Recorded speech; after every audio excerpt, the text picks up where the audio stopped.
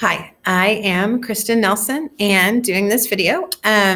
So in response to the new teacher video using Bambrick 6 Steps, which is great because that's what I use anyway when I'm doing my teacher training. So that made it awesome. The first thing I would start off with that particular teacher would be praise.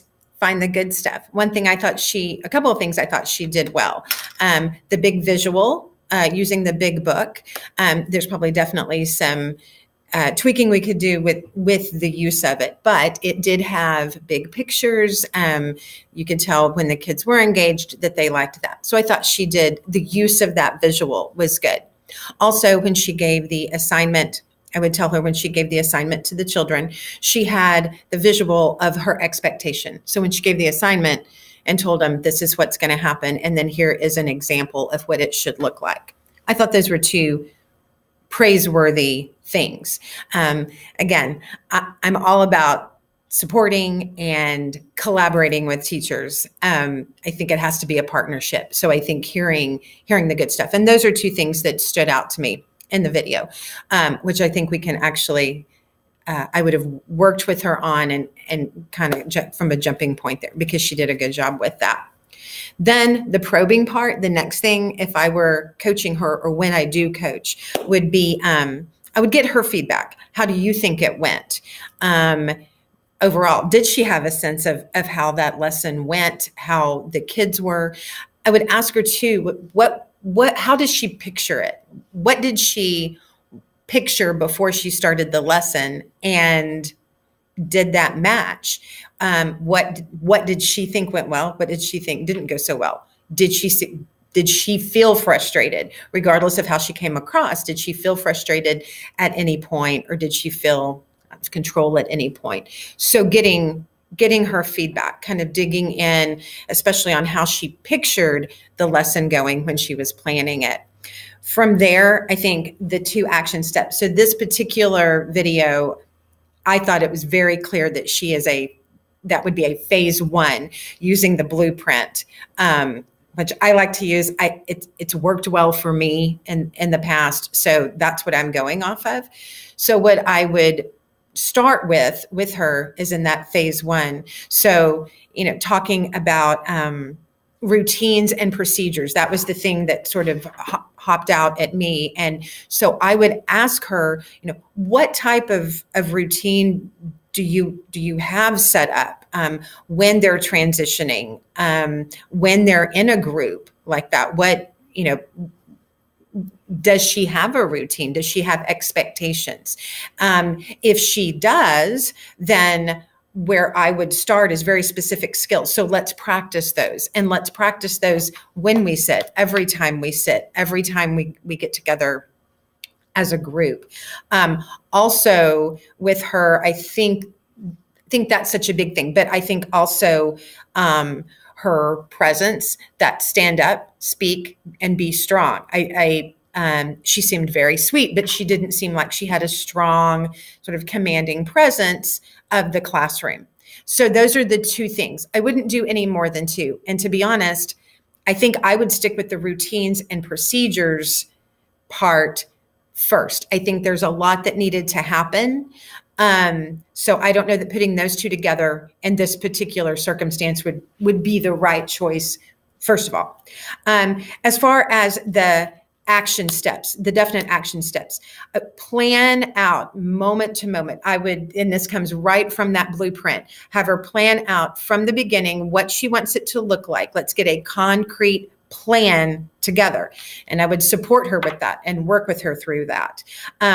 Also writing down, typing what everyone is supposed to be doing, what is supposed to happen at each step, and making plans so what happens if that doesn't work out? What are we going to do?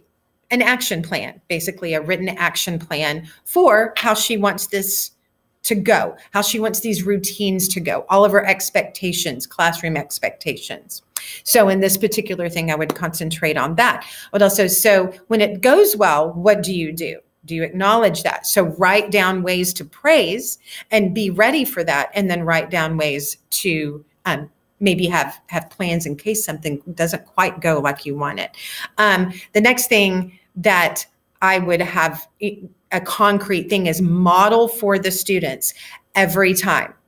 Model your expectations every time. If you're going to do hand gestures, if we're going to do claps to get our attention, you do it and teach it to them and have them repeat it, even if you know, or even if you think that they know, even if you've told them, even if you've gone over it before, you continue to model. So those are what I would do. Plan moment by moment. Okay, a written plan, writing down what everyone does, writing down the routine so that it's an actual piece of something that you can observe and that you can monitor.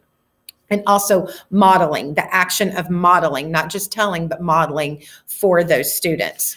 So those are the action steps. Now, for practicing, that where she and I would come in as partners, not as someone who's criticizing, but as partners with her. I would solicit ideas from her. So do you have little things that you like to do to get the attention back? When kids seem to be disengaging, do you have a plan? And if she doesn't, then have some suggestions for her. But if she does, maybe use those. Maybe use the ones that she thinks that she already has and work with that and help her do that. Also, again, going with the script, having a beginning routine. Okay, practice that. How does that look? Your kids come in, script it. Kind of goes back to those action steps too. Have a script. Know exactly written out what you're going to do. So consistently, you will do that each time.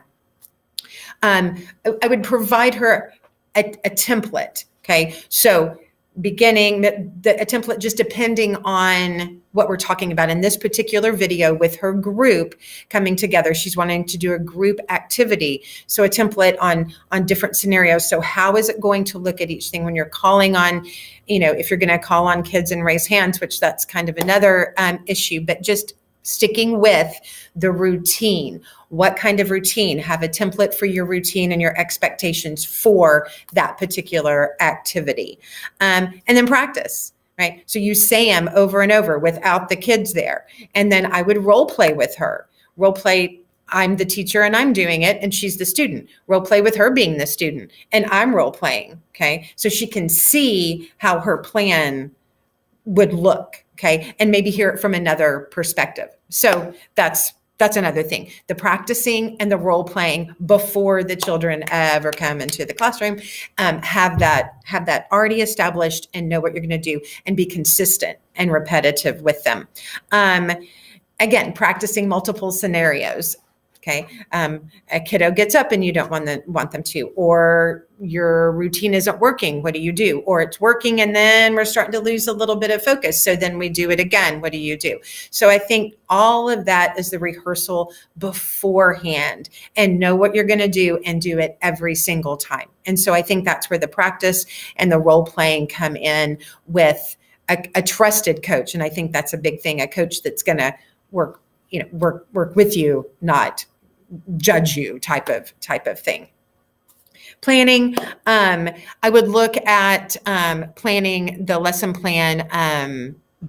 How could she implement that in her next lesson plan? Where would that fit? Do we need to adjust future plans as we're trying to, or as you are teaching this routine? Okay, and work with her on that, kind of the nuts and bolts of how to work it in to your plan.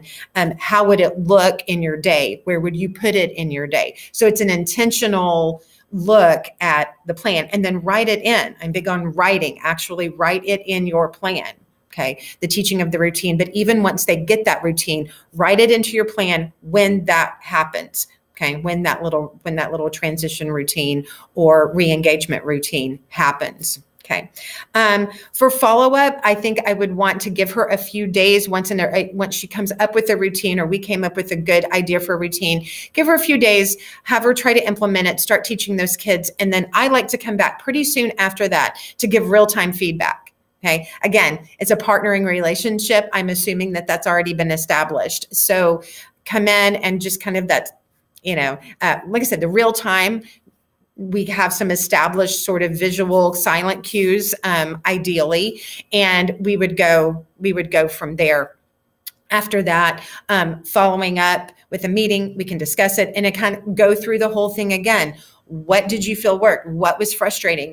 What was your expectation? And where were those expectations met that day? And maybe where they weren't and why.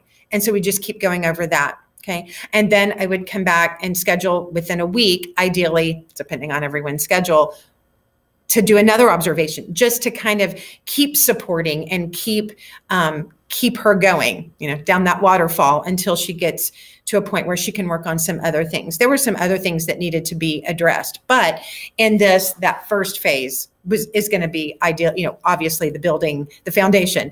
If she doesn't have that, it doesn't even matter what the other things.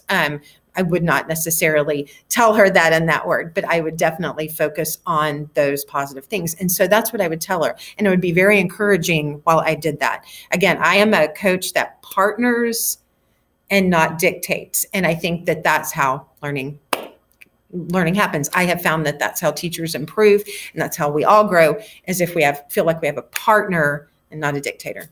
So thank you.